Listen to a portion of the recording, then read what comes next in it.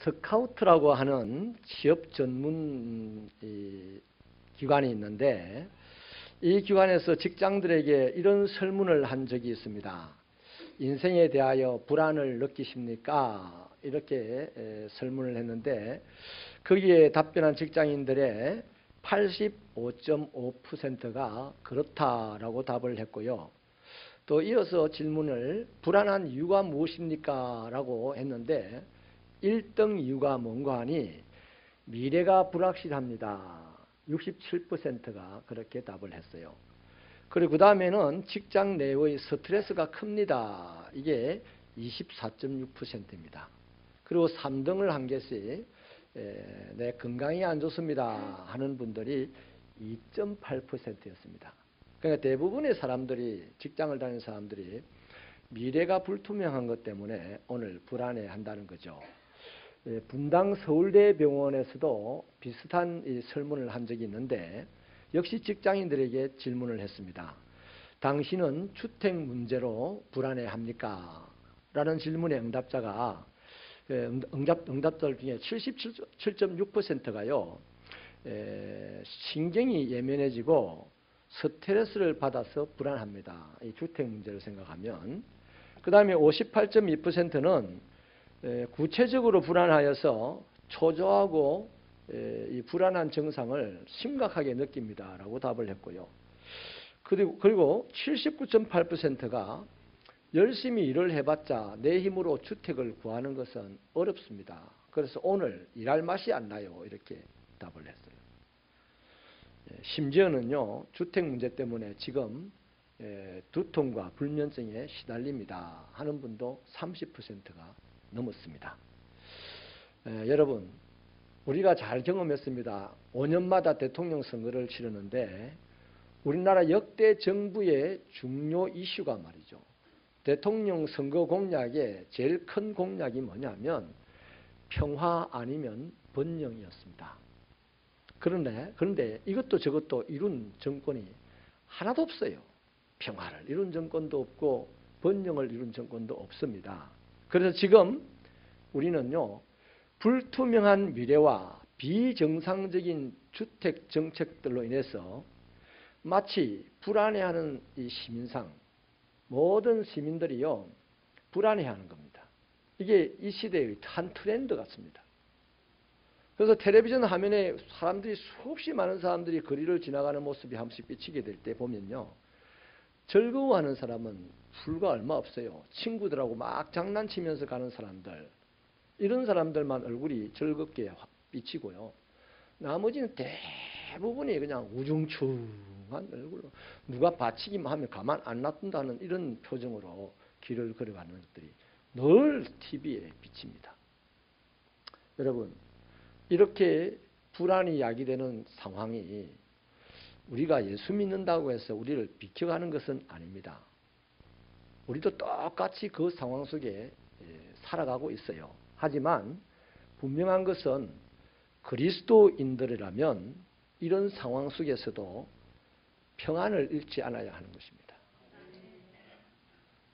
똑같이 태풍을 당하고 똑같이 자연재해를 당하고 똑같이 경제적인 공황 상태 속에서 어려움을 당하고 똑같이 벌이가 적어들었지만 세상 사람들은 이것 때문에 불안에 떨고 난리가 나도 예수를 믿는다면 그것 때문에 불안해하지 않아야 된다는 거죠. 그런 상황 속에서도 평안을 유지할 수 있어야 진짜 그리스도인이라는 것입니다. 사도행전 27장에 보면 그 당시에 최고의 여객선이었던 알렉산드리아호가 로마로 향해서 항해를 하는 이 얘기를 소개하고 있어요. 그런데 엄청난 폭풍우를 만납니다. 그 태풍이 얼마나 컸던지 역사 속에도 남아서 가지고 유라굴로라고 이름을 소개해 줍니다. 근데 이 태풍을 만난 그 승객들이 여러 가지 모양으로 태풍을 비켜가 보려고 애를 썼습니다만 아무 소용이 없었어요. 그래서 모든 사람들이 살 소망을 잊어버린 채 그들에게 시시각각 다가오는 죽음 앞에서 불안에 떨고 있었다는 거죠. 그런데 그 배 속에 함께 폭풍우를 만나 있는, 그리고 제일 밑창에 제수로 잡혀가는 한 그리스도인이 있었습니다. 그가 바울이죠.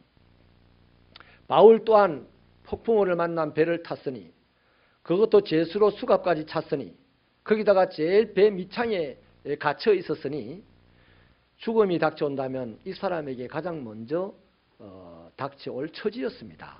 하지만 사도 바울은 그 상황에서 불안해하지 않았어요.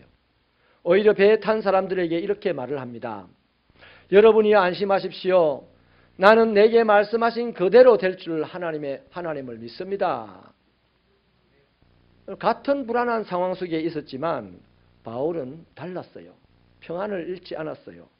평안할 뿐만 아니라 오히려 두려움에 빠져서 떨고 있는 모든 사람들에게 독려하고 평안을 나누어 주었습니다.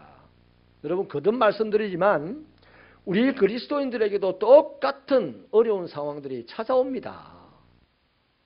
햇빛이 모든 사람에게 비치듯이 태풍이 모든 사람에게 미쳐오듯이 오늘 인생을 살아가는 모든 사람들이 함께 태풍을 만나면 우리 그리스도인들도 똑같이 태풍을 만나요. 그리스도인이라고 비켜 못 가는 거죠. 하지만 그리스도인은 거기에 대한 태도가 달라야 합니다. 불안해하지 말아야 되고 평안해야 합니다. 세상이 다 불안해하는데 그리스도인까지 불안해하면 이 세상은 어디로 가겠습니까? 마귀가 끌고 가는 곳으로 갈 수밖에 없어요.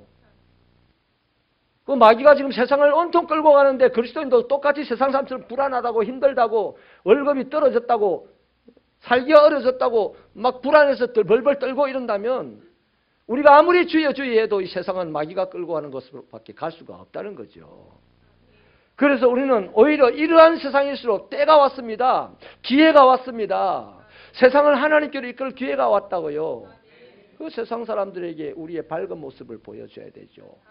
살인자 바울을 하나님에게로 인도한 스데반을 보십시오. 돌에 맞아 죽으면서도 그 얼굴이 천사처럼 휘어져서 광채가 났다고 했지 않습니까? 우리가 어디 사람에게 돌에 맞을 리가 있습니까? 지금 경제적인 어려움을 당하는 것이 돌에 맞는 것이요. 각종 사건과 사고 속에 빠져드는 것이 우리가 돌에 맞는 것이죠. 그 상황 속에서도 우리의 얼굴은 천사처럼 빛난다는 것이 바로 그리스도인의 삶의 모습이라는 것입니다. 그래야만 세상 사람들이 우리를 통하여서 아무리 어려워도 살 길이 있다 생각하고 우리 따라 예수 앞에 나온다 이 말이에요. 사랑하는 여러분, 그렇다면 우리 그리스도인들은 이 불안한 인생길을 걸어가면서 어떻게 평안을 유지할 수가 있을까요? 어떻게 하면 다른 사람들에게 평안을 나누어주면서 평안으로 이끌어올 수 있을까요? 오늘 본문이 그에 대한 답을 하고 있습니다. 본문은요, 평화가 어디서 오는지를 분명하게 밝혀놓고 있는데요. 하나님이십니다. 우리 15절 말씀을 힘차게 한 번 더 읽어주십시오. 시작.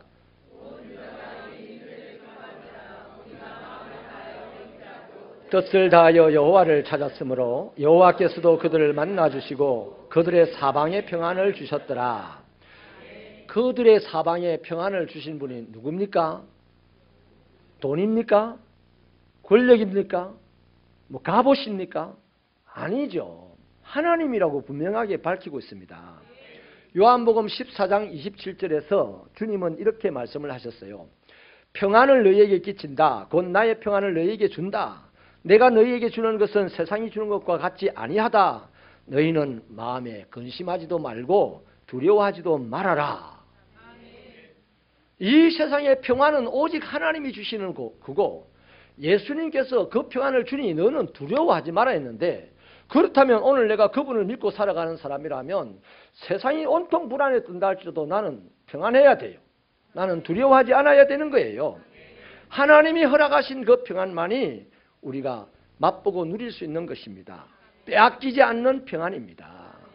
그래서 하나님의 평안을 얻으면 우리 마음속에 있는 모든 불안이 있을 자리가 없어요. 그래서 나도 모르게 불안이 떠나가고 나도 모르게 용기가 생겨나서 우리는 웃으며 살 수가 있다는 것이요. 하나님께로부터 평안을 공급받는 새빛교회와 성도들이 되기를 축원합니다. 그렇다면 어떻게 해서 사람들에게 하나님은 평안을 주실까? 사람들이 어떻게 하면 평안을 주냐 이 말이에요. 내가 평안합니다. 내가 평안합니다. 이러면 평안해집니까? 아니에요. 돌아버리기 쉬워요. 하나님이 평안을 주는 사람이 있습니다. 세 가지가 있는데요. 첫째는 하나님과 함께하는 사람에게 하나님은 평안을 주십니다. 2절을 읽어주십시오. 2절 말씀 시작. 그가 나가서 아사를 맞아 이르되 아사와 및 유다와 베냐민의 무리들아 내 말을 들으라. 너희가 여호와와 함께하면 여호와께서 너희와 함께하실지라. 너희가 만일 그를 찾으면 그가 너희와 만나게 되시려니와 너희가 만일 그를 버리면 그도 너희를 버리시리라. 아멘. 너희가 여호와와 함께하면 여호와가 너희와 함께하실지라. 이건요 선지자 아사랴가 아사 왕과 유다 백성들에게 전한 말씀인데 그런 겁니다. 우리가 하나님과 함께하면 하나님이 우리와 함께한대요. 그럼 이걸 분명하게 우리가 이해를 잘 해야 됩니다. 하나님은 세상 끝날까지 우리와 함께해요. 내가 죄 지으러 갈 때도 하나님이 함께하고 내가 전쟁터 갈 때도 하나님이 나와 함께해요. 그런데 나는 평안하냐? 아니에요. 이 말은 무슨 말이냐 하면 하나님은 언제나 나와 함께 하시지만 나라는 이 사람이 하나님이 나와 함께 한다는 사실을 잘 몰라요. 누가 아느냐? 내가 하나님과 함께 할 때 하나님이 나와 함께 한다는 사실을 분명히 압니다. 느낄 수가 있고 깨달을 수가 있어요. 내가 하나님을 사랑할 때 하나님이 나를 얼마나 사랑하는지를 알게 되고 내가 하나님을 위하여 죽어갈 때에 하나님이 나를 위하여 죽어가신다는 것을 그 사랑을 알게 되는 거예요. 내가 사랑하지 않을 때 하나님 아무리 나를 사랑해도 그분의 사랑을 알 수가 없어요. 내가 하나님과 함께하지 않을 때 하나님이 아무리 나와 함께해도 나는 그분이 나와 함께한다는 사실을 알 수 없어요. 그러니까 하나님이 나와 함께한다는 사실을 아는 사람만 하나님이 평안을 푹푹푹 이렇게 불어넣어 주는 게 아니고 내 속으로부터 평안이 올라오게 되는 겁니다. 이 은혜가 있기를 축원합니다. 축원합니다. 이건 마치 어린아이와 같은 거예요. 어린아이는요 엄마의 젖꼭지만 물고 있으면 전쟁의 포화 속에서도 평안히 잠잘 수 있어요. 그런 겁니다. 엄마가 지금 나와 함께 있다는 사실을 알기 때문에 그렇게 편안하게 잠잘 수 있는 거예요. 마찬가지입니다. 하나님이 나와 함께 한다는 사실을 알면 어느 소용돌이 속에서도 평안할 수가 있는 거죠. 그 사람은 하나님과 함께 하는 사람입니다. 내가 하나님과 함께 하지 않을 때 내가 백날 하나님 부르면서 돌아다녀도 여기 앉아서 거룩하게 찬송을 한다 해도 별로 하나님이 나와 함께 하는 것을 몰라요. 그러니까 찬송하고 집에 가다가 기분 나빠지고 불안해지고 이러는 거죠. 대부분의 그리스도인들이 이런 삶을 살기 때문에 능력이 없어지는 겁니다. 여러분 다니엘을 보십시오. 다니엘은 어린 시절에 바벨론으로 포로가 되어 갔습니다. 그리고 미래가 온통 불확실한 상태로 청년기를 보내죠. 여러 번 인생의 큰 위기를 당합니다. 심지어는요 사자굴에 던져져서 죽을 수밖에 없는 그런 위기도 당했습니다. 그러니까 다니엘의 인생은 단 한 번도 평안할 수 없는 인생입니다. 그런 상황에 주어졌어요. 그러나 다니엘은 그 모든 상황들 속에서도 늘 평안했습니다. 두려워하지 않았습니다. 불안해하지 않았어요. 그런 상황 때마다 흔들림 없이 위기를 넘겼습니다. 그래서 우리는 그를 걸어서 믿음의 거인이라고 하는 거예요. 이게 어떻게 가능하냐? 다니엘서 1장 8절은 이렇게 기록을 하고 있습니다. 다니엘은 뜻을 정하였다. 다니엘이 어떤 뜻을 정하였습니까? 제일 먼저는요, 다니엘은 기도하는 뜻을 정했습니다. 그래가지고 기도를 쉬지 않고 했어요. 어떤 상황이 있어도 기도하는 것을 쉬지 않았습니다. 사자굴에 집어넣어서 죽인다고 하는 상황에서도 더더욱 하루 3번 정한 대로 기도하고 거기다 감사까지 했어요. 그러니까 하나님께서 이런 사람을 내버려 두겠습니까? 이 다니엘에게 엄청난 은혜를 주셔가지고 70일의 은혜를 깨닫게 된 거예요. 그래서 다니엘은 이 이스라엘 백성들 포로된 자들에게 앞으로 70년이 지나면 우리는 해방되고 우리는 고국으로 돌아가서 하나님을 섬길 것입니다 하고 희망을 선언하는 사람이 되었다 이 말이에요. 할렐루야. 여러분 또 다니엘이 뜻을 정한 게 있습니다. 거룩하게 살리라 뜻을 정했어요. 그리고 이 뜻도 어떤 상황에서도 어그러뜨리지 않았습니다. 특히 실력이 있었던지 왕궁에 선택이 되어 갔을 때에 말이죠. 왕궁에서 왕이 먹는 산의 진미를 이 아이들에게 먹게 했단 말이죠. 그러나 다니엘은 나는 육고기를 먹지 않겠습니다. 채식만 하겠습니다. 목숨을 걸고 그 대답을, 그 말을 합니다. 보통 같으면 이게 웬 은혜인고 웬 축복인고 와 이구야 떡이다고 막 먹을 텐데, 다니엘은 이 떡은 이 고기는 우상에게 제물로 바쳐진 음식이기 때문에 나는 이것을 먹지 않겠습니다. 목에 칼이 들어와도 뜻을 굽히지 않았어요. 바로 이런 것, 하나님 앞에 세운 뜻을 굽히지 않고 꿋꿋이 해나가는 이것이 하나님과 함께하는 삶입니다. 아프다고 기도 안 해, 바쁘다고 기도 안 해, 힘들다고 기도 안 해, 기분 나쁘다고 기도 안 하네. 우리 기도 안 하는 이유가 그렇습니다. 다른 데 있는 게 아니에요. 여러분, 바쁠수록 사고 날 가능성이 높아요. 기도해야 되잖아요. 힘들수록 병들 가능성이 많습니다. 그러니 기도해야 되잖아요. 기분 나쁠수록 사람 때려칠 가능성이 많습니다. 그러니 기도해야지. 그런데 그런 핑계 대면서 기도 안 하겠다는 것이 이 시대의 그리스도인들이라. 하나님과 함께하는 그리스도인들이 없어요. 사랑하는 새벽교회 성도 여러분, 하나님과 함께하는 그리스도인들이 되시기를 바랍니다. 그 사람은 하나님이 자기와 함께한다는 것을 분명하게 알고 세상의 어떤 상황 속에서도 두려워하지 아니하고 평안한 사람이 되었어 수많은 사람들을 하나님께로 이끌어가는 놀라운 사람이 되는 것입니다.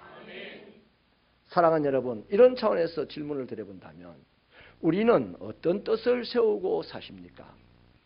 하나님과 함께하겠다는 구체적인 뜻을 세우고 살아가십시다. 어떤 경우에도 주일 성수를 하겠다는 뜻을 세우고 살아가 보십시다.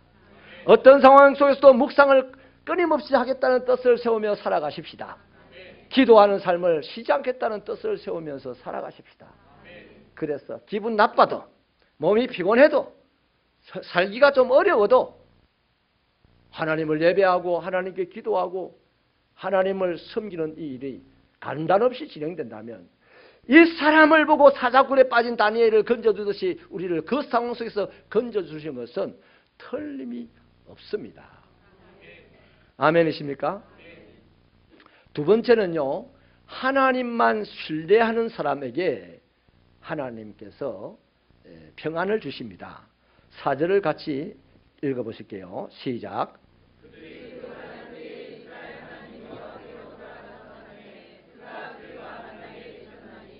아멘. 이 선지자 아사랴가 아사 왕과 유다 백성들에게 이스라엘의 역사를 상기시켜 주면서 이스라엘 백성들이 하나님을 찾아올 때마다 하나님은 내치지 아니하시고 쫓아버리지 아니하시고 만나주셨다는 얘기를 해주고 있는 것입니다. 실제로요, 몇 해 전에 아사 왕이 되고 난 14년이 지난 후에, 초기죠. 아사 왕 초기죠. 그때에 이스라엘 백성들이 똑같이 이처럼 체험을 했어요. 당시 구스라는 나라가요, 100만 명의 대군을 이끌고 이스라엘을 쳐들어옵니다. 그런데 제일 신형 무기를 개발해가지고 이제 오늘 실험을 하는 차원에서 쳐들어오는 거예요. 그때 신형 무기가 뭐냐면 전차가 달린 말입니다. 그래서 이 300성, 전차가 달린 이 300성을 이끌고 100만 대군이 쳐들어오는데 이 아사의 군대는 방패와 창을 가진 군사가 30만 명이에요. 뭐 짐꾼들이라든지 뭐 이런 심부름하는 사람들이 한 20만 명 있었습니다만 전쟁을 못하는 사람들이고 100만 명과 그것도 신무기를 가진 100만 명과 이 구식무기를 가진 30만 명이 싸움을 하면 누가 이기겠습니까? 상황은 이미 정리됐어요. 드러났습니다. 그런데요, 그때 역대하 14장 11절에 보면 이 상황에서 아사 왕이 하나님께 기도하는 내용입니다. 제가 읽어드릴게요. 아사가 그의 하나님 여호와께 부르짖어 이르되 여호와여, 힘이 강한 자와 약한 자 사이에는 주밖에 도와줄 이가 없사오니 우리 하나님 여호와여, 우리를 도우소서. 우리가 주를 의지하오며 주의 이름을 의탁하옵고 이 많은 무리를 치러 왔나이다. 여호와여, 주는 우리 하나님이시오니 원하건대 사람이 주를 이기지 못하게 하옵소서. 이렇게 기도를 하는 거죠. 여러분, 오직 하나님만 의지하고 우리가 적지만 저 큰 무리들과 싸우려고 나왔습니다. 그러니 도와주십시오. 이렇게 기도한 거예요. 보통 평안할 때는요, 우리가 제일 세다, 제일 세다, 뭐 누가 와도 우리는 이길 수 있다, 이렇게 큰 소리 치고 있다가 막상 전쟁이 일어나면 다 도망가 버리는 그런 사람들이 대부분이잖아요. 그런데 아사는 솔직히 우리가 약하다.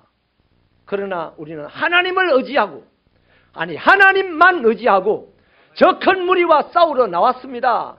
그러니 하나님 도와주세요. 이렇게 기도한 거예요. 그래서 하나님께서 어떻게 역사하셨습니까? 그 하나님만 신뢰하는 그 믿음이 어떤 역사를 하셨냐면 이어서 이렇게 기록을 하고 있어요. 여호와께서 구스 사람을 아사와 유다 사람 앞에서 쳐서 패하게 하시니 구스 사람이 도망하는지라. 결말은요, 하나님께서 다 멸해버렸어요. 그리고 몇 살아남은 사람들이 구스 군사들이 도망을 가니까 아사의 군대는 그들을 쫓아가서 잡아가지고 죽이는 일만 했다는 겁니다. 이런 믿음의 역사가 일어났다는 거죠. 그렇습니다. 하나님께서는 하나님만 신뢰하는 상황 속에 있는 사람을 하나님은 반드시 이기게 하시고 그 상황을 평정하게 하시고 그 상황을 다스리게 하시는 분이십니다. 주님만 신뢰하는 우리 새벽교회 성도들 되기를 축원합니다. 이 험악한 세상이죠. 지금 사람들이 모두 다 불안에 벌벌 떨고 있는 세상입니다. 이 사람을 만나도 힘들다 그러고 저 사람을 만나도 힘들다 그러고 대안을 제시할 수 있는 사람이 없는데 주님이 대안입니다. 새벽교회 성도들이 대안이 되시기를 축원합니다. 하나님만 신뢰하면 그것이 대안이 된다고요. 그래서 파도처럼 끊임없이 밀려오는 불안한 상황들 속에서도 하나님을 신뢰하면 하나님이 그 파도를 평정하시고 남아있는 그 사람을 하나님은 세우셔서 세상 다스리게 하신다는 겁니다. 그때 그 평안을 받은 사람은 어떤 불안한 상황 속에서도 그 상황이 우리 안에 있는 평안을 빼앗아갈 수 없게 하는 하나님, 그 능력을 믿으시기를 축원합니다. 세 번째는요, 하나님을 기쁘시게 하는 사람에게 하나님은 평안을 주십니다. 우리 8절을 같이 읽겠습니다. 시작.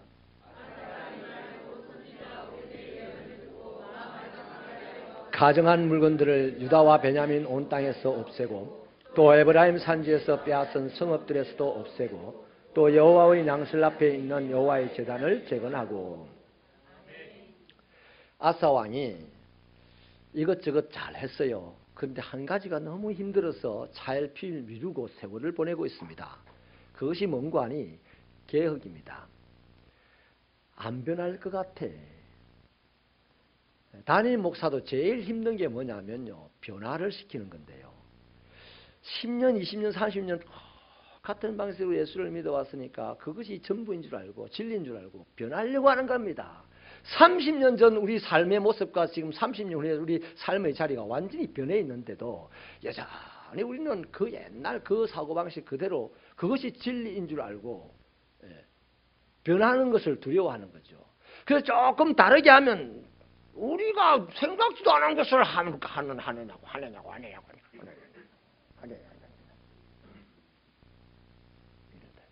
그래서 그게 사실은 무서워요. 그래서 담임 목사도 어지간하면 안 변하려고 그래. 겁이 나서 그래. 겁이 나서. 아사 왕도 그래요. 지금 엉망진창이라. 지금 이스라엘 초기부터 산당이 지어져 있고 산당을 하나님 섬기려고 지었는데 멀리까지 못 가니까 가까운 곳에 지어놓고 하나님을 섬겼는데 세상이 막 세월이 지나니까 막 그게 우상숭배지가 되고 막 그 우상숭배고 아침에는 우상숭배라 저녁에는 내가 예배드리고 뭐 이런 식의 막 변화가 이런 식으로 돌아가니까 이걸 빨리 아사 입장에서는 변화시켜야 되겠는데 국민들이 무서워. 대신들이 무서워. 그래서 못하고 지금 세월을 보내고 있는 거예요. 그런데 오늘 선지자의 말을 듣고 마음에 용기가 생기고 결단을 합니다. 그리고 개혁을 시작을 했습니다. 어떻게 시작을 했습니까? 잔재하던 우상들을 전부 다 척결을 하는데요. 자기 궁궐 있는 그 예루살렘 성만이 아니고요. 궁궐 밖에까지 더 나아가서 저 북쪽 이스라엘 땅을 지금 전쟁을 통해서 빼앗은 그 땅에까지 모조리 자기의 영향력이 미치는 모든 곳이 속시 그렇게 하는 그 모든 곳에까지 가서도 다 척결해 버렸어요. 그리고 하나님의 전을 리모델링을 했습니다. 말라고 전이 있으면 돼. 비 안 새면 됐지 뭐. 그런데 리모델링을 했다고. 그리고 더 놀라운 것은요, 우리가 읽지 않았지만 16절에 보면요, 아사가 자기 어머니를, 왕후잖아요, 왕후. 어머니를 우상 숭배를 했다는 이유로, 우상을 갖고 들어왔다는 이유로 폐위를 시켜버립니다. 그리고 자기가 준비한 성물들, 아버지가 교회 성전을 수리하겠다고 준비해놨던 성물들을 따로 구별해서 하나도 뒤로 빼돌리지 않고 그대로 들어서 성전이 개보수되게 했습니다. 여러분, 하나님의 말씀을 선지자에게 듣고 용기가 일어났고 믿음이 생겼고 그것으로 하나님을 기쁘게 한 그것이 바로 개혁이었던 것입니다. 그 일의 결국이 어땠나 하면요, 19절은 이렇게 말씀을 하고 있습니다. 이때부터 아사왕 35년까지 다시는 전쟁이 없으니라. 그런 겁니다. 하나님을 기쁘시게 해드리는 사람에게 하나님은 평안을 주시는데 그분의 이름으로 평안을 주신다니까. 아사 왕의 이름으로 이스라엘에 평안을 주셨다니까요.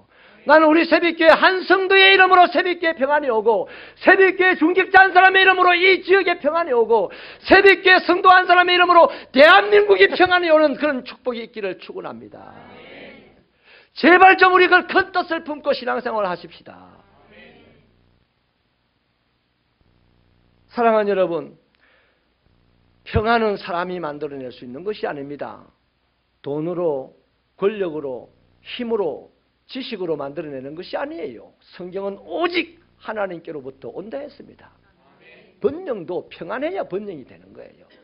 평안이 없이 사기쳐가지고 번영해보세요. 금방 미끄러지는 거 아니겠어요? 네. 여러분, 팍스 로마나라는 말이 있죠. 로마가 제국이 되어가지고 이제 로마의 힘으로 세계를 평화롭게 하겠다는 놀라운 비전을 선포한 것이 바로 팍스 로마나입니다. 그런데 로마는 망했어요. 그런데 역사 속에 다시 한번 팍스라는 이름을 사용하는 나라가 있으니 미국입니다. 미국이 팍스 아메리카나 하고서 미국의 힘으로 세계를 평화롭게 하겠다는 야심찬 비전을 지금 내놓고 가고 있습니다. 택도 아닌 이야기예요. 그 비전을 세게 내놓을수록 더 빨리 망할 수밖에 없습니다. 평화와 번영은 하나님만이 주시는 것입니다.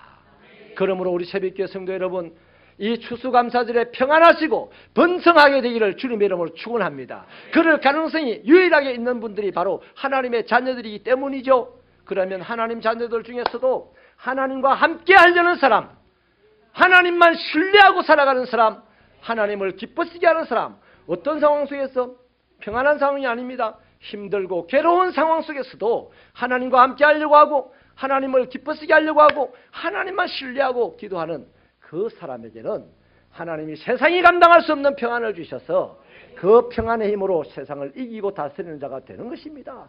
이 축복의 역사가 62주년 된 이 새벽교회 안에서 일어나게 되기를 주님의 이름으로 축원합니다.